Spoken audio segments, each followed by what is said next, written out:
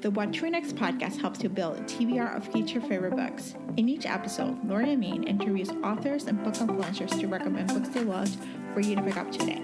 If you're an avid reader, always looking for your next great read, then the show's for you. Hi, QB. Welcome to What Your Next podcast. Hi, thank you so much for having me. So happy to have you here. Tell us a little bit about yourself. Okay, so I'm QB Tyler. If you're not familiar with me, I write very forbidden, age gap, taboo, very steamy, sometimes emotional books, but always very spicy. I have books that are teacher student. I have quite a lot of daddy books, best friend's dad, dad's best friend, stepfather, godfather, adopted older brother, guardian ward, boss and employees, lots of age gap. Yes, and it's like they're so good. It's just if you're looking for a good time and you're looking for something forbidden, you're like, how this is gonna work? These are the books for you. Yeah. So, what got you get started writing? When did you start writing? What was the reason why? Were you a romance reader, or was it something you're always a writer, and this is something you stumble upon, and then stumble upon these forbidden conflicts that like, how do I resolve this? So I started writing probably in 2013. I started with fan fiction. I wrote 50 Shades of Grey fan fiction for about 5 years. And then toward the end of it, people were like, "You should publish." And I was like, okay, sure, I'll try it out just for fun. And went from there. So I don't write, obviously, I don't write with Christian and Anna in mind really anymore. And I don't write billionaire romances that much. But once I started publishing, I don't know, maybe from other books, I was like, I really like the forbidden aspect of romance. I like when two people are fighting against kind of everything just to be together. I don't really write a ton of conflict between the two characters. I write much more about like the external conflict and the people that will not be happy if they're together or other circumstances that would prevent them from being together. I started with a patient psychologist and it was cheating romance. And from there, I was like, okay, I think I want to do more like age gap, more he is like a parental figure for her. And that is where Unconditional came from. And then it was just from there. I think I just kept going and going and going. Yeah, my introduction to your work was the one where the husband cheated on her and they were getting divorced and then he's sick and then he's coming back. You know, Like, I don't understand why you love me. Where he has amnesia and he's, but I love you. He's like, how did I cheat on you? that's an outlier, I would say, of my Yeah. books. It doesn't have the same tone as all of my other books. It's not really, it is an age gap, but it's a little bit smaller. And it's not like a forbidden book at all. It really is just, But then we people go into love that book. They do. I think it's like the journey. It's a journey. But Yeah. I think honestly, looking at your forbidden, there's something to be said about I personally love dad's best friend or ex-boyfriend's dad. Like this idea you're not supposed to. And Yeah. yet the younger ones are not doing the work and you're like, okay, this guy already has shit together. And you're not supposed to. Like, what are people gonna think about it? What are people gonna say? It's just so good. All right, so we got to talk about The Worst Kept Secret, which is your latest release, and that's another forbidden. It is best friend's dad, but her best friend is a boy. It's a guy. It's not. I feel like we read a lot of best friends' dads, and you automatically think like it's two girls. Even sometimes when I tease it, people are like, "Wait, who?" And I'm like, "Yes, the best friend is a boy who also has."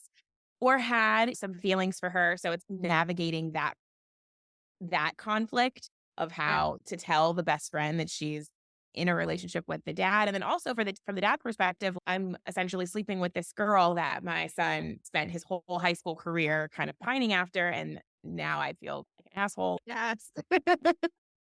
World's worst dad here.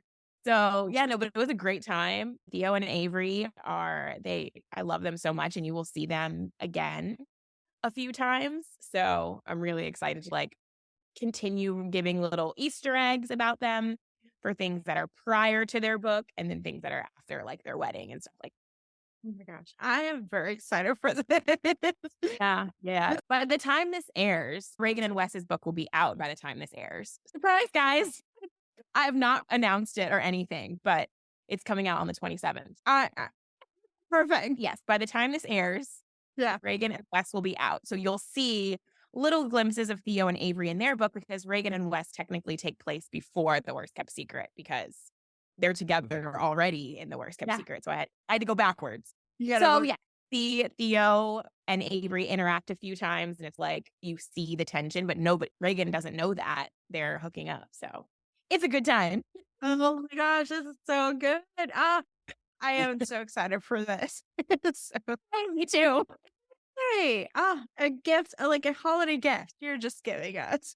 It is. That's why I haven't said anything and it's been very quiet. I'm literally just gonna pop up next week and be like, hey guys, That's here you go. that's exciting. So let's chat some book recommendations because I think we have similar tastes for a book recommendation. Yeah.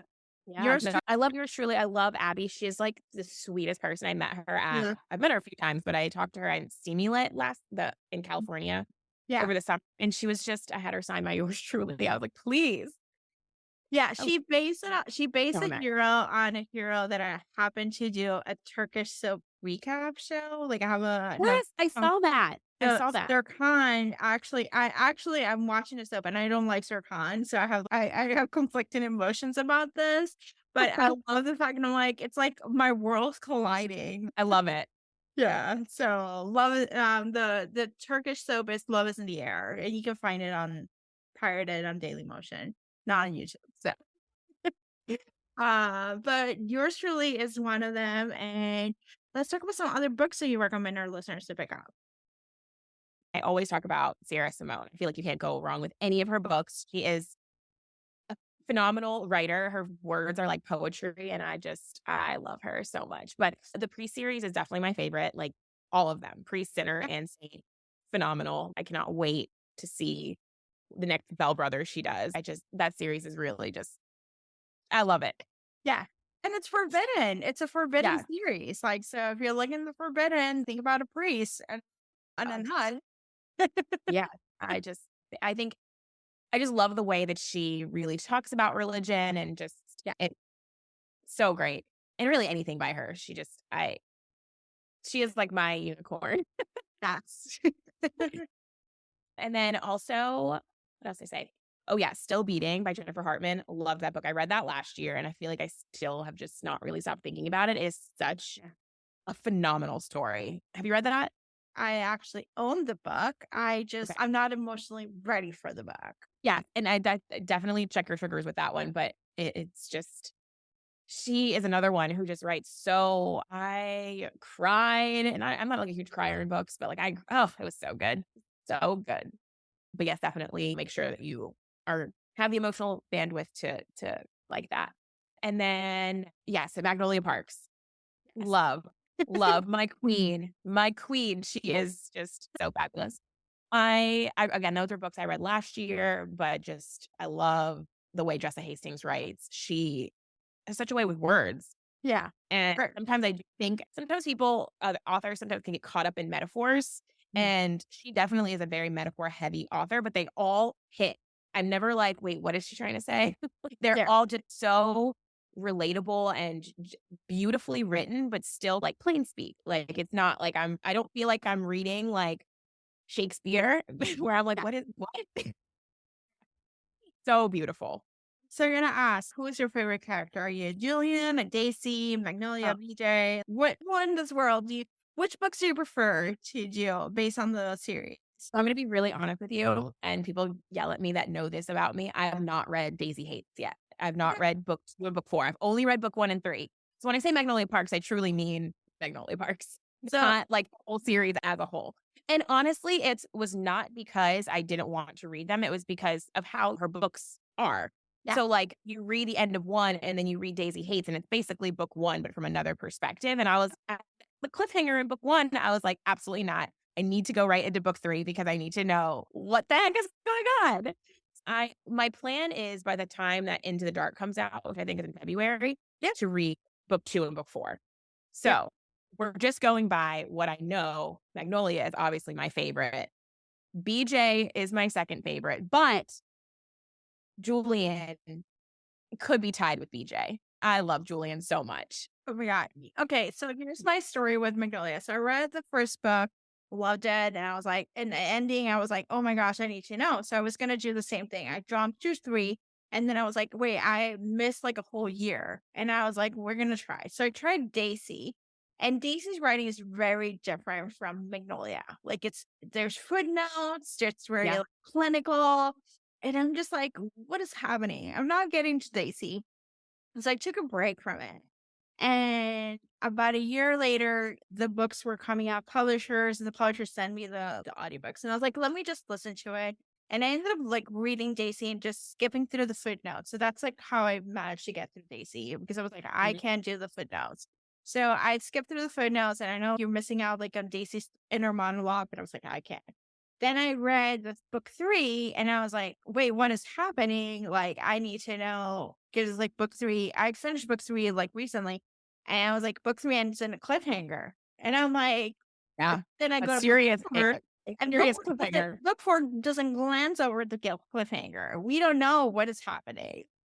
And but book four, it's so good. Like you fall in love with Jillian, you fall in love with Daisy, and like the whole mess. And it's mafia, but it's like a little bit less about that. It's just like conflict, and you just love it. And then I'm actually in halfway through book five.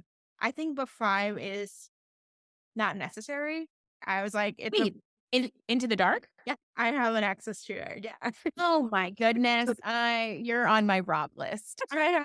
So book 5 is like, it helps you with the process and stuff like that, but I'm like, I need to be emotionally ready. Like, it felt like an extended epilogue and some stuff, and I'm like, "Okay, where are we going?" But it's great for the fans. I'm just, like, ready because book 4 ended with a cliffhanger for Daisy and Julian, and I'm like, now I'm ready for the Daisy Julian's books. So, Got it. find your way, they're fine. There's nothing much that happens, but there's stuff that happens too. Yeah, that's Magnolia. Awesome. So, Curie, tell us where you can find you online. Really anywhere. I am always online. I'm everywhere. Instagram is probably where I am the most. Like that's if you are ever trying to slide into my DMs, definitely Instagram way to do it. Not on TikTok, I'm really on Facebook. But I am on those avenues. I'm just not there as much. But yeah, Facebook, TikTok, I have a newsletter, I have a reader group, QB's Hive if you want to come join. It's on Facebook. But like I said, Instagram is like the best way to find me or email, which is also connected to my Facebook or Instagram, Awesome. Thank all you. the places. All the places. Thank you, Kiwi, for being on the show. Yeah, thank you so much for having me. If you enjoyed this podcast, feel free to share with friends, subscribe, rate, and review the show. This is the easiest way to support the podcast. For a list of books mentioned and other book recommendations, please visit watchrenextblog.com. Thank you so much for listening and happy reading.